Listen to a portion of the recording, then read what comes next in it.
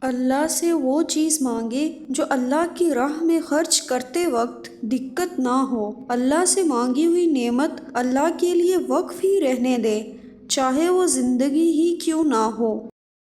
عروج اس وقت کو کہتے ہیں جس کے بعد زوال شروع ہوتا ہے۔ بہترین کلام وہی ہے جس میں الفاظ کم اور معنی زیادہ ہوں۔ اچھے لوگوں کا ملنا ہی اچھے مستقبل کی ضمانت ہے۔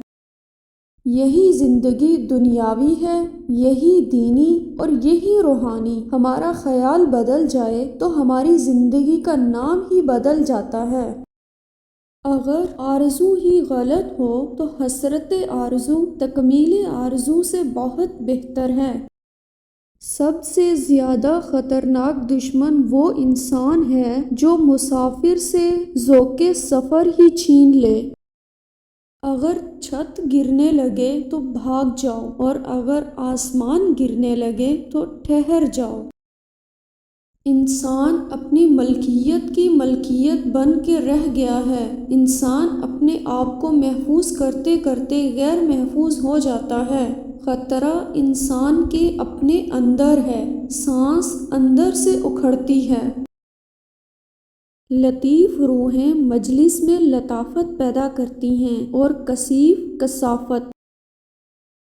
زندگی خدا سے ملی ہے، خدا کے لیے استعمال کریں۔ دولت خدا سے ملی ہے، خدا کی راہ میں استعمال کریں۔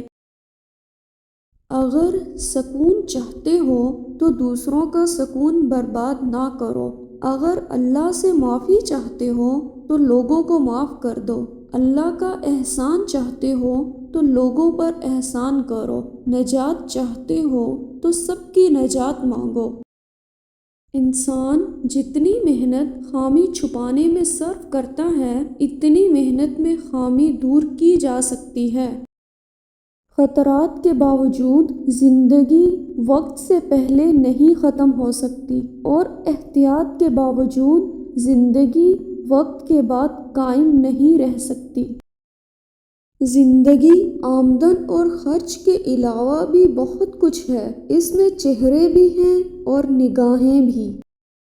انسان کا ذوق سفر اس کا آدھا رہنما ہے، یا یوں کہ ذوق سفر نہ ہو تو رہنما کوئی نہیں۔